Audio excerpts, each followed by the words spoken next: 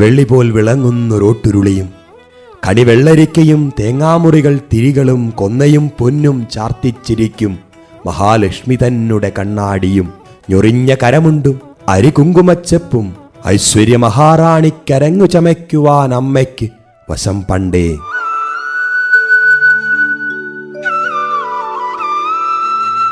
എന്ന് മഹാകവി വയലോപ്പിള്ളി ബാല്യകാല വിഷുക്കണി ഓർമ്മകളിൽ പറയുന്നത് പോലെ നാടെങ്ങും വിഷുക്കണിയൊരുക്കി വിഷുവിനെ വരവേൽക്കുകയായി. കൊന്നപ്പൂക്കൾ പൂത്തുലഞ്ഞു.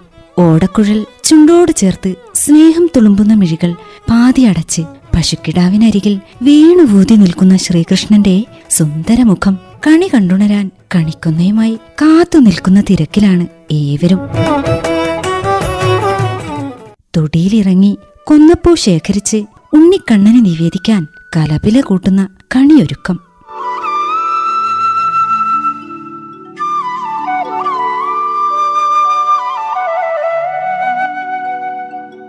അതെ, പൊന്നിൻ നിറമുള്ള കൊന്നപ്പൂക്കൾ പുഞ്ചിരി തൂകുന്ന വിഷുക്കാലം കാർഷിക നാളിന്റെ പുതുപ്പുലരിയാണ്. സമ്പൽ സമൃദ്ധിയുടെ ആഘോഷമാണ്.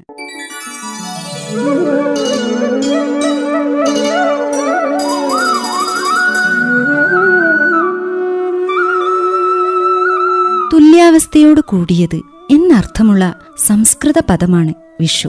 രാവും പകലും ഏകദേശം സമമായ കാലമാണ് വിഷുക്കാലം. ഈ ദിവസങ്ങളിൽ മനുഷ്യരും മറ്റു ജീവിവർഗങ്ങളും ആഹ്ലാദകരമായ മനോനില കൈവരിക്കുമത്രേ. സുന്ദരമായ ചിന്തകൾ നിറയുന്ന ഈ വിഷുദിനം കാർഷിക നാളിന്റെ പുതുപ്പിറവി കൂടിയാണ്, അല്ലേ ശ്യാം? അതെ മേഘ, അതെ. വിഷു ആഘോഷം പിറന്ന കഥകൾ പലതാണ്. കാട്ടിലമ്മ പൊന്നണിഞ്ഞു നിൽക്കുന്നു.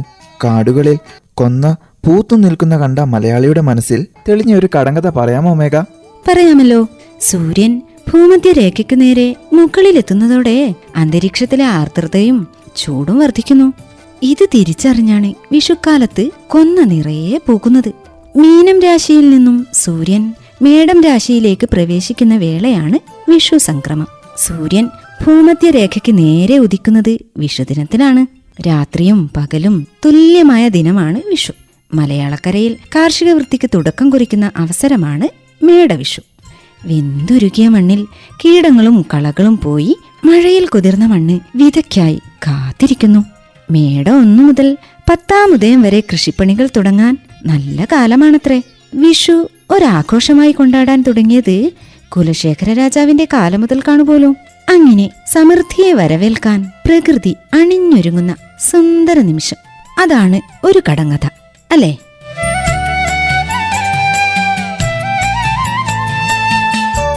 അതെ അതെ, ഞാൻ മറ്റൊരു കഥയും കേട്ടിട്ടുണ്ട്. ശിവപാർവതിമാരുടെ ഭക്തിയായിരുന്നു അന്നം ചെറുകളി എന്ന കുഞ്ഞരയന്നം. ഒരിക്കൽ കൊടും വരൾച്ച കൊണ്ട് ആഹാരമില്ലാതെ സകല ജീവികളും വിഷമിച്ചപ്പോൾ അന്നം ചെറുകളി അപേക്ഷിച്ചു, ശിവപാർവതിമാരെ, ലോകത്തിന്റെ ദാരിദ്ര്യം മാറ്റണേ. എന്നിട്ടോ? അപ്പോൾ ശിവനും പാർവതിയും ഭക്തിക്ക് മുന്നിൽ പ്രത്യക്ഷരായി. ഒരു വട്ടി വിത്തും ഒരു കലപ്പയും ഒരു കാളയെയും ഒരു പൂവൻ കോഴിയെയും കൊടുത്തിട്ട് അവർ പറഞ്ഞു, കോഴി കൂവുമ്പോൾ ഉണരണം, കാളയെ കലപ്പയിൽ കെട്ടി നിലമുഴുത് വിത്ത് വിതയ്ക്കണം. കൃഷി ആരംഭിച്ചാൽ ദാരിദ്ര്യമുണ്ടാവില്ല. വിളവെടുപ്പ് കഴിഞ്ഞ് ഞങ്ങൾക്കുള്ള അരിയും നെല്ലും മറ്റും നൽകുകയും വേണം. ആഹാ, ചെറുമർക്കിടയിൽ പ്രചരിച്ച ഈ കഥ കൊള്ളാമല്ലോ. എന്നാലേ ഇതാ മറ്റൊരു കുഞ്ഞിക്കഥ. എന്താണ്, കേൾക്കട്ടെ? അതോ, സൂര്യനെ നേരെ ഉദിക്കാൻ അനുവദിക്കാതിരുന്ന രാവണനെ ശ്രീരാമൻ കീഴടക്കിയതിന്റെ ആഘോഷമായും വിഷുവിനെ കാണുന്നുണ്ട്. എന്തായാലും കേരളത്തിന്റെ കാർഷികോത്സവമായ വിഷു സമൃദ്ധിയുടെ ഉത്സവമാണ്, അല്ലേ? അതെ അതെ. എന്നാ മറ്റൊരു ഐതിഹ്യം പറയുന്നത് എന്താണെന്നോ? എന്താണ്?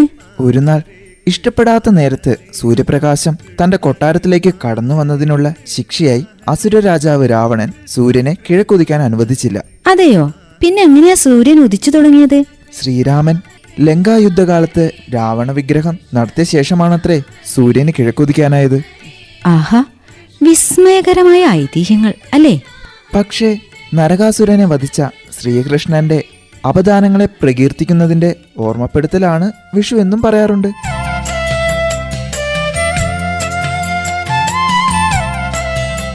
അതേ, ഭഗവാൻ ശ്രീകൃഷ്ണൻ മാനുഷഭാവം വിട്ട് വൈകുണ്ഠത്തിലേക്ക് മടങ്ങിയത് മേടസംക്രമണ സന്ധ്യയിലാണത്രേ. എന്നാൽ ഇത് കേട്ടോ, ഭഗവാന്റെ സ്വർഗാരോഹണത്തിന് ശേഷം ആരംഭിച്ച കലിയുഗത്തെ ശ്രീകൃഷ്ണ വിഗ്രഹം കണി കണ്ടുകൊണ്ടാണ് ജനങ്ങൾ സ്വീകരിച്ചത്. കണ്ണനെ കണി കാണുന്നതിന്റെ രഹസ്യം ഇതാണത്രേ. ആഹാ, അപ്പോൾ വൈഷ്ണവരുടെ വിഷുസങ്കല്പത്തിൽ ശ്രീകൃഷ്ണൻ ഒരു സുപ്രധാന സ്ഥാനം വഹിക്കുന്നു അല്ലേ? വിഷുവിനെയും ശ്രീകൃഷ്ണനെയും പരസ്പരം ബന്ധിപ്പിക്കുന്ന ഒരു ഗാനം തന്നെയുണ്ടല്ലോ, കണി കാണും നേരം. ആ, അത് തന്നെ. കുറുമ്പനായ കണ്ണനെ കണി കാണുന്ന വിശേഷങ്ങൾ പറയുന്ന ആ ഗാനം എത്ര ഹൃദ്യമാണ് അല്ലേ? കറുമ്പനാണ് കണ്ണൻ, കുറുമ്പനാണ് കണ്ണൻ, കള്ളനാണ് കള്ളൻ, നീലക്കമലനയനൻ കണ്ണൻ. ആഹാ, നമ്മുടെ ഹാഷിം എത്തിയല്ലോ. ഹാഷിം, എന്താ വൈകിയത്? വിഷുവൊക്കെ അല്ലേ, കൂട്ടുകാരെ വീട്ടിൽ പോയതായിരുന്നു. നിനക്ക് പോയിട്ട് തിരക്കൊന്നുമില്ലല്ലോ, ഇവിടെ ഇരിക്കി, നമുക്ക് വിഷുവിനെ പറ്റിയൊക്കെ സംസാരിക്കാം. അതെ, വിഷുവിന്റെ വിശേഷങ്ങളൊക്കെ പങ്കുവെക്കാനേ ദാ വൈഷ്ണവി കാത്തിരിപ്പാണ്.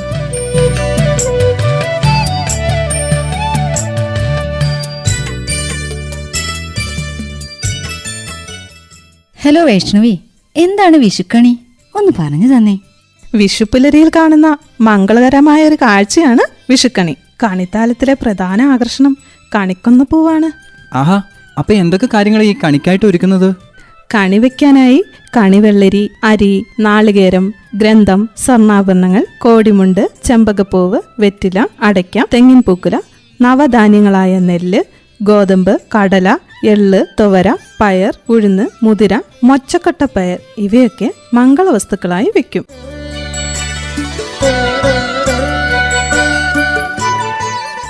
അപ്പോ കണി കാണുന്നതിന് പ്രത്യേക സമയമുണ്ടോ? തലേന്ന് രാത്രി വെക്കുന്ന കണി സൂര്യോദയത്തിനു മുമ്പ് കാണാമെന്നാണ്. കേട്ടില്ലേ, സ്വന്തം അധ്വാനത്താൽ വിളയിച്ചെടുത്തതും വീടിന് ചുറ്റുപാട് നിന്ന് ലഭിക്കുന്നതുമായ വിഭവങ്ങൾ കൊണ്ടാണ് വിഷുക്കണി ഒരുക്കുക. അതെ ഹാഷിം, എനിക്ക് ഓർമ്മയുണ്ട്. എന്റെ കൂട്ടുകാരിയും അയൽവാസിയുമായ മീനുവിന്റെ വീട്ടിൽ വിഷു ആഘോഷിക്കാൻ പോയപ്പോഴേ കണ്ടിരുന്ന കണി അതൊരു വിചിത്രം തന്നെയായിരുന്നു. ഓഹോ, അതെന്താ?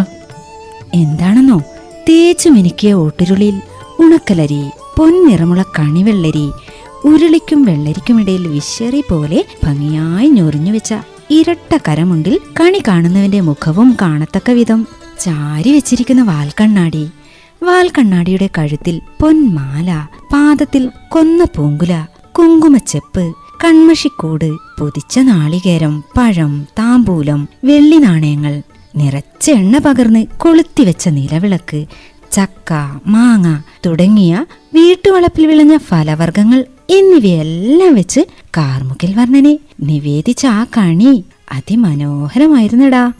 ആഹാ, കേൾക്കുമ്പോ തന്നെ ഞാൻ ആ കണി കാണുന്നത് പോലെ തോന്നുക. എന്നിട്ടോ ബാക്കി വിശേഷം പറ. എന്നിട്ടോ അപ്രിയമായതൊന്നും കണ്ണിൽ പെടാതിരിക്കാനായി വഴിയിലെങ്ങും കണ്ണു തുറക്കാതെയാണ് കണി കാണാൻ വന്നത്.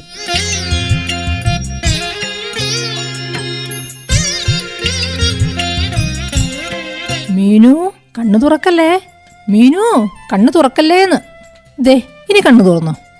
അവളുടെ മുത്തശ്ശിയുടെ ആ വാക്കുകൾ ഇതാ ഇപ്പോഴും എന്റെ കാതിലുണ്ട്.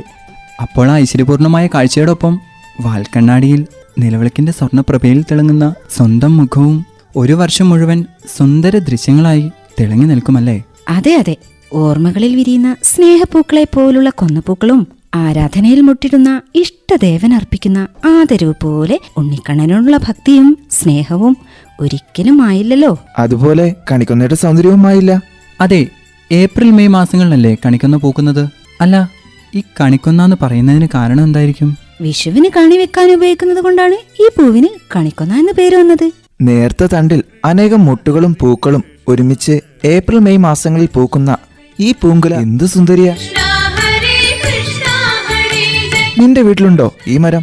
കാഷ്യ ഫിസ്റ്റൂല എന്ന ശാസ്ത്രീയ നാമത്തിൽ അറിയപ്പെടുന്ന ഈ കൊന്നമരം കേരളത്തിൽ അങ്ങോളം ഇങ്ങോളം ഉണ്ടെങ്കിലും എന്റെ വീട്ടിൽ ഇതുവരെ പൂത്തിട്ടില്ല. കാരണം പൂവിടാനാവുന്നതേ ഉള്ളൂ.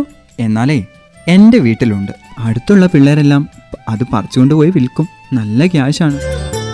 ആഘോഷങ്ങളെല്ലാം തന്നെ വിരൽ തുമ്പിൽ ഒതുങ്ങിയിരിക്കുന്ന സൈബർ യുഗമാണല്ലോ ഇത്. അത് നേരാ. ഒരു ബട്ടൺ അമർത്തിയാൽ ദേ ഇങ്ങനെ എല്ലാം അനുനിമിഷം നമ്മുടെ മുന്നിൽ. അത് നേരാ. ചെറിയ പിള്ളേര് പോലും എല്ലാ ഉത്സവങ്ങളും വാണിജ്യമായി മാറ്റിയിരിക്കുക. ആ പിന്നെ ഒരാശ്വാസം, വിഷു കൈനീട്ടമാ. അപ്പൊ നീ അത് മറന്നിട്ടില്ലല്ലേ? ഏയ്, വിഷുക്കാലമായാൽ നല്ല കാലമാണ് എന്ന് വിഷുച്ചൊല്ല് നീ കേട്ടിട്ടില്ലേ? ഉണ്ടുണ്ട്. കുട്ടിക്കാലത്ത് വിഷു കൈനീട്ടം വാങ്ങാത്തവരും മുതിർന്നു കഴിഞ്ഞാൽ വിഷു കൈനീട്ടം നൽകാത്തവരുമായി ഇന്ന് ആരുമില്ല. അതെ അതെ, വിഷു കൈനീട്ട വിശേഷങ്ങൾ നമ്മോട് പങ്കുവെക്കാൻ കൊന്നപ്പൂമലയിലെ ഗോപാലേട്ടൻ കാത്തിരിക്കുകയാണ്. നമുക്ക് ഗോപാലേട്ടനെ ഒന്ന് വിളിച്ചു നോക്കാം.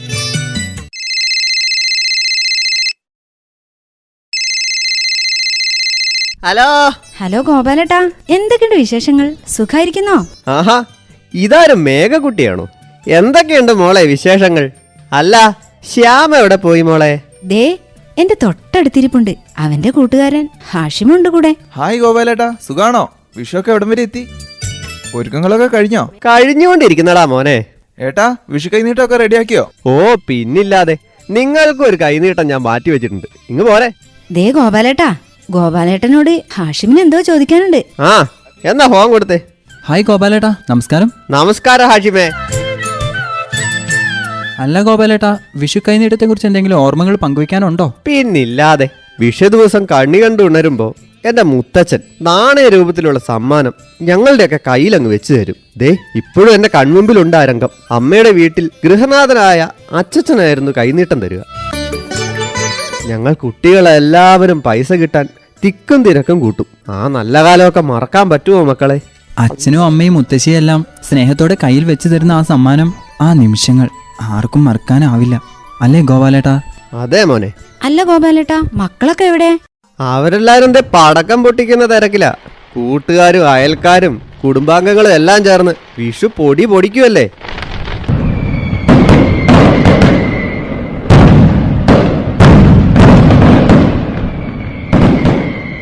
ആ ചേട്ടാ, ഒരു കാര്യം, ചേട്ടനെയും കുടുംബത്തെയും എല്ലാം വിഷുവിന് എന്റെ വീട്ടിലേക്ക് ക്ഷണിച്ചിട്ടോ. ദേ വരണേ. അല്ല, ജാനകി ചേച്ചി എവിടെ? ഒന്ന് ഫോൺ കൊടുത്തേ. ജാനകി, ജാനകി ഇങ്ങ് വന്നേ. ദേ നിനക്കൊരു ഫോൺ. ആരാ തന്നേ? ഹലോ. ആഹാ, ഹാഷിമുണ്ടല്ലോ കൂടെ. ജാനകി ചേച്ചി വിഷു സദ്യ ഒരുക്കുന്ന തിരക്കിലായിരിക്കും അല്ലേ? അതേടാ മക്കളെ. അല്ല, എന്താണ് സ്പെഷ്യൽ? വിഷുക്കഞ്ഞി വിഷുക്കട്ടെ. ആഹാ, ജാനകേച്ചി എങ്ങനെ ഇതെല്ലാം ഉണ്ടാക്കുന്നേ? ഒന്ന് പറഞ്ഞുതരുമോ? അതെ മക്കളെ, വിഷുവിന്റെ സ്പെഷ്യൽ വിഭവങ്ങളല്ലേ ഇവ. വിഷുനാളിലെ പ്രഭാത ഭക്ഷണമാണ് വിഷുക്കഞ്ഞി. അരി, തേങ്ങ, ശർക്കര, പാൽ എന്നിവ ചേർത്താണ് ഇവ ഉണ്ടാക്കുന്നത്. ഉണക്കലരി വറ്റിച്ചുണ്ടാക്കുന്നതാണ് വിഷുക്കട്ട. ഇത് പപ്പടവും കൂട്ടിക്കുഴച്ച് കഴിക്കാൻ നല്ല രസാ. ആഹാ, കേൾക്കുമ്പോൾ തന്നെ വായിൽ വെള്ളം ഊർന്നു. അതേ മോളെ, പണ്ടൊക്കെ സാധാരണക്കാരുടെ വീടുകളിൽ വിഷുനാളിൽ ഉച്ചയ്ക്ക് കഞ്ഞിയാണ് ഉണ്ടാവുക. ശർക്കരയും തേങ്ങാപ്പൂളും പപ്പടവും മാമ്പഴക്കാളനും ചക്ക എരിശ്ശേരിയും ചക്കച്ചുള വറുത്തതുമെല്ലാം ചേർന്ന് വിഭവസമൃദ്ധമായ കഞ്ഞിയാണിത്. അതേ, സദ്യയുണ്ണാൻ വന്നേക്കണേ. വരാൻ ചേച്ചി, എപ്പോ എത്തിയെന്ന് ചോദിച്ചാ മതി. അല്ല, ശ്യാമ എവിടെ പോയി? ഞാൻ കുറച്ച് തിരക്കിലായിരുന്നു ചേച്ചി. അല്ല, വിഷു സദ്യനെ കുറിച്ചൊക്കെ പറയുന്ന കേട്ടു. ഹാവ്, എന്റെ നാവില് വെള്ളം ഊർന്നു. ആ, നീയും വന്നേക്കണേ സദ്യയുണ്ണാൻ. എന്തായാലും വന്നേക്കാം. എന്നാലേ ബാക്കി വിശേഷം നമുക്ക് നേരിട്ട് പറയാം. ഓക്കെ മക്കളെ. വിത്തും കൈക്കോട്ടും വെക്കം കയ്യേന്ത്. അല്ല, നല്ല പാട്ടൊക്കെ പാടുന്നുണ്ടല്ലോ. വിഷു സദ്യ സ്വപ്നം കാണുക ആണല്ലോ. നിനക്കറിയാമോ, വിഷുക്കാലമായാൽ വിത്തും കൈക്കോട്ടും വെക്കം കയ്യേന്ത് എന്ന് ഓർമ്മിപ്പിച്ചുകൊണ്ട് വിരുന്നെത്തുന്ന പക്ഷിയാണ് വിഷുപക്ഷി. ചക്കയ്ക്കുപ്പുണ്ടോ, കുയിൽ, ഉത്തരായണക്കിളി, കതിരു കാണാക്കിളി എന്നെല്ലാം ഇതിനെ വിളിക്കുമല്ലോ. കാക്കയുടെയും കാക്കത്തമ്പുരാട്ടിയുടെയും കൂട്ടിലല്ലേ ഇവൾ മുട്ടയിടുക. ചക്കയ്ക്കുപ്പുണ്ടോ, അച്ഛൻ കൊമ്പത്ത്, അമ്മ വരമ്പത്ത്, കള്ളൻ ചക്കയിട്ടെ, കണ്ടാ മിണ്ടണ്ട തുടങ്ങി പല വിധത്തിലല്ലേ നമ്മൾ ഇതിന്റെ ശബ്ദത്തെ അനുകരിക്കാറ്. അല്ല, നീ വിഷുപക്ഷി കണ്ടിട്ടുണ്ടോ? ഇല്ലേ ഇല്ല. അതിനെങ്ങനെയാ തിരിച്ചറിയാ? അത് മേഘേ, ഞാൻ പറഞ്ഞുതരാം. നമുക്ക് മുത്തശ്ശി പണ്ട് കാണിച്ചു തന്നിട്ടില്ലേ, മങ്ങിയ ചാരനിറമുള്ള പുള്ളിക്കുയിലിനെ പോലെ ഇരിക്കുന്ന കുറുകി തടിച്ച ശരീരമുള്ള സുന്ദരി പക്ഷിയെ. ആ, എനിക്ക് ഓർമ്മ വരുന്നുണ്ട്. ആ കൊന്നക്കൊമ്പില് ഇങ്ങനെ കൊന്നപ്പൂ നോക്കി നിൽക്കണ വിഷുവിന്റെ കൂട്ടുകാരി പക്ഷിയല്ലേ? അത് തന്നെ. അല്ല ആഷിമേ, നിന്റെ മുഖം എന്താ വാടിയിരിക്കുന്നേ? കൈനീട്ടം കിട്ടിയില്ലല്ലോ എന്ന് ഓർത്തിട്ടാണോ? ഏയ്, അതൊന്നല്ലടാ. എത്രയൊക്കെ ആയാലും വിഷു ഒന്നും ആഘോഷിക്കാൻ പറ്റാത്ത എത്ര പേരുണ്ടെന്ന് ഓർത്തിട്ടാ. ആ, അതിനാണ് മോനെ. നീ പത്രത്തിലൊക്കെ വായിക്കാറില്ലേ? വിഷു കൈനീട്ടമായി, നന്മയുടെ പാഠപുസ്തകമായി, സ്കൂൾ വിദ്യാർത്ഥികൾ തന്റെ കൂട്ടുകാർക്ക് നിർമ്മിച്ചു നൽകിയ വീട്, അങ്ങനെ എന്തെല്ലാം കൈനീട്ടങ്ങളാണ് പലരും ചെയ്യുന്നത്. അങ്ങനെ പലതും ഉണ്ട്. ഉള്ളവർ ഇല്ലാത്തവർക്ക് നൽകണം. ഇതിലൂടെയൊക്കെ സമത്വവും സമൃദ്ധിയും നമ്മുടെ നാട്ടിൽ സാധ്യമാകും. ആ, നിങ്ങൾ കേട്ടിട്ടില്ലേ, വിഷുവിന് ഡ്രസ്സൊന്നും വാങ്ങാൻ കഴിവില്ലാത്തവർക്ക് വിഷുക്കോടി സമ്മാനമായി നൽകുന്നത്? ഇതൊക്കെ നമ്മുടെ സ്നേഹത്തിന്റെ, നമ്മുടെ സമത്വത്തിന്റെ ഭാഗമാണ്. ശബ്ദ സാന്നിധ്യം മനോജ് കക്കോനാൽ, അരുൺ, സഞ്ജു സന്തോഷ്, ഷാജി ജോസ്, നിഖിൽ അബ്രഹാം, സ്മിത ജോൺസൺ, റൂബി ബാബു, ജാസ്മിൻ ജേക്കബ്, സിന്ധു ജസ്റ്റിൻ, റസിയ മുട്ടിൽ, മോളി ജോസ് എസ്.